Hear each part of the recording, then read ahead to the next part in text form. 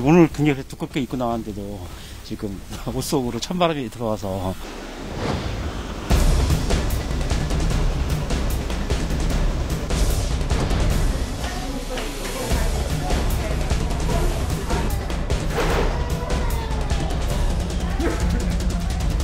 설사 한두 번 하고 그날도 토도 한두 번씩 하고 밥도 잘 안 먹고 그래가지고.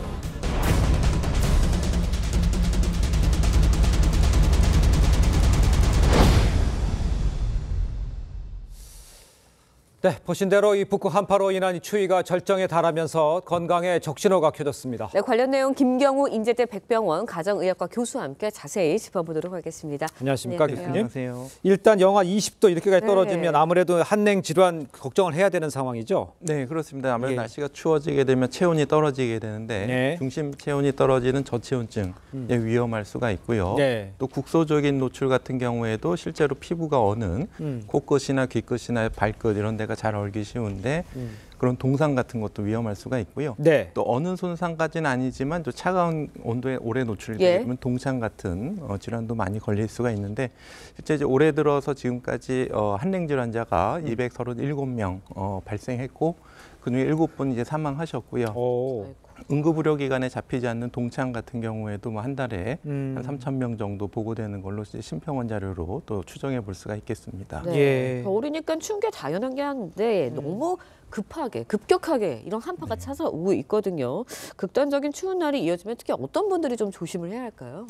네, 아무래도 저체온증에 취약하신 65세 이상 어르신들이 위험한데요. 실제로 이제 48.8%가 한랭 질환자에서 65세 이상 어르신들이 차지하고 있는데 네. 또 아무래도 기저질환이 있으신 분들, 심장질환이나 뇌질환이 있으신 분들은 추워진 날씨에 이런 질환이 더 악화질 수가 있겠고 네네. 또 호흡기 질환이 있으신 분도 폐렴 위험이 높아진다든지 또 아니면 길이 잘 얼게 되면 각종 낙상이나 각종 사고 그렇죠. 위험도 예. 또 증가할 수가 있겠습니다. 또 네. 그리고 이게 추위에 직접 노출이 많은 야외에서 작업하시는 분들이라든지 또 주거 환경이 취약하신 분들 이런 분들이나 또 인지 기능이 좀 떨어지신 치매 어르신도 예. 주의가 필요하고 영유아 어린이도 각별히 보살펴 예. 주셔야 되겠습니다. 아까 뭐 방금 언급을 해줬습니다만 그 야외에서 일하시는 분들 특별히 주의하셔야 될 것 같아요. 야외에서 일하시는 분들은 어떻게 좀 예방하는 게 좋을까요? 네, 아무래도 이제 추운 날은 좀 추운 작업, 특히 이제 야외 예. 작업을 좀 줄이신다든지 예. 따뜻한 옷을 충분히 입으셔야 되는데 또 네. 야외 작업을 하시게 되면은 또 손발이 물에 젖는다든지 바람이 많이 불게 되면 체온 손실을 더 빨리 일으킬 수가 있기 때문에 충분히 방풍이나 방한이 되는 장비를 하시고 특히 손발이 노출되지 않도록 특히 젖지 않도록 충분한 보온과 방수 기능이 있는 장갑이나 신발을 착용하셔야 되겠는데요.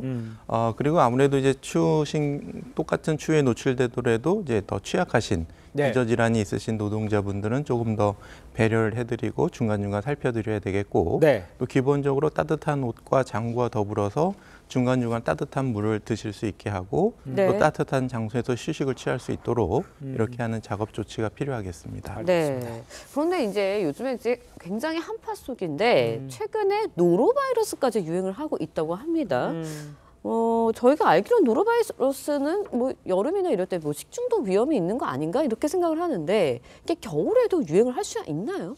네, 맞습니다. 이제 겨울철에는 일반적인 식중독균, 그러니까 음식에 쉽게 부패되지 않지만은 네. 말씀하신 노로바이러스의 특징이 추운 겨울에서도 잘 생존하고 번식하고 특히 적은 양의 바이러스 양만으로도 쉽게 다른 사람을 많이 감염을 시키기 때문에 예. 겨울철에 이제 많은 전파가 일어나는데 주로 환자의 이제 배변으로부터 오염돼서 그것이 다른 사람들의 손을 통해서 경구로 섭취되면서 이제 네네. 빠르게 집단 감염이 잘 생길 수 있는 그런 위험한 바이러스 감염증이 되겠습니다. 예. 근데 이제 노로바이러스가 이제 겨울철 감염이 네. 많은 이유, 또 성인과 영유아의 증상이 어떻게 다르게 나타나는지 이런 거에 대해서 좀 설명이 좀 필요한 것 같아요. 네, 보통 이제 위장 감염, 그러니까 설사가 나고 배가 아프고 또 바이러스 감염 증상, 뭐 열이 나고 몸살 기운이 있을 수가 있는데 네. 말씀하신 것처럼 이제 영유아 같은 경우에는 이제 설사보다 위장관, 상부 위장관, 그러니까 토하고 잘 못 먹는 이런 증상이 조금 더 영유아에서 더 잘 나타날 수 있다 이렇게 알려져 있고요. 예. 아무래도 기저질환이 있거나 어린이 같은 경우에는 쉽게 탈수가 될 수가 있기 때문에 잘 못 먹고 처지고 이런 경우에는 적극적으로 초기부터 진료를 해서 경구 수액 제제를 먹이거나 네. 아니면은 정맥으로 수액 보충을 해주는 것이 필요할 수도 있겠습니다. 알겠습니다. 그런데 이제 노로바이러스는 예방 백신이 없다라고 알려져 있습니다. 예방 방법 어떻게 하면 될까요? 네, 바이러스는 그 뜨거운 온도에 사멸이 되는데요. 우리가 85도에서 1분 이상 중심부까지 충분히 익혀주셔야 되겠습니다. 특히 어패류 같은 경우에는